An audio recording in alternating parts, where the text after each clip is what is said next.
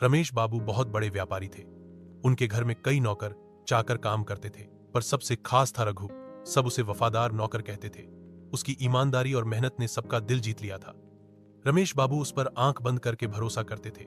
जब भी रमेश बाबू शहर से बाहर जाते, घर की चाबी और तिजोरी रघु के हवाले कर जाते। एक बार रमेश बाबू को 3 दिन के लिए दिल्ली जाना पड़ा। जाते जाते उन्होंने रघु से कहा, रघु, मैं अपनी सबसे कीमती चीजें तुम्हारे भरोसे छोड़कर जा रहा हूं। रघु ने सिर झुकाकर कहा, साहब, मैं अपनी जान भी दे दूंगा, लेकिन आपकी चीजों को खरोंच भी नहीं आने दूंगा। लेकिन उसी रात चोरों ने घर में घुसने की कोशिश की। रघु ने बिना डरे उनका सामना किया। चोर बोले, बुजुर्ग, हमें रोकने की कोशिश मत कर, हम तिजोरी का माल लेकर ही जाएंगे।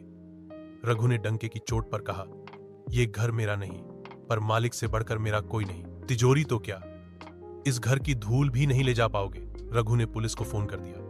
थोड़ी देर में पुलिस आ पहुंची और चोरों को पकड़ लिया।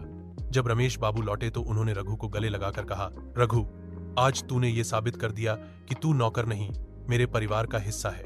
कुछ महीने बाद रघु की पत्नी बीमार पड़ गई। उसे इलाज के लिए पैसों की सख्त जरूरत थी, लेकिन रघु ने मालिक से उधार मांगना ठीक नहीं समझा। उसकी हालत देखकर रमेश बाबू ने खुद उसे पैसे दे दिए। रघु ने हाथ जोड़कर कहा, साहब, आपने मुझे सिर्फ पैसा नहीं, उम्मीद दे दी है।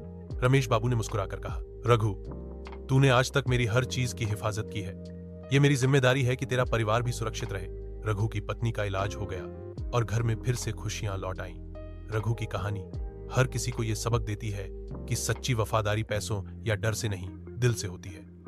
रमेश बाबू ने रघु को नौकर नहीं, बेटे की तरह मान लिया, और रघु, उसने भी दिखा दिया कि मालिक और नौकर का रिश्ता अगर भरोसे और सच्चाई पर टिका हो तो वो किसी खून के रिश्ते से कम नहीं।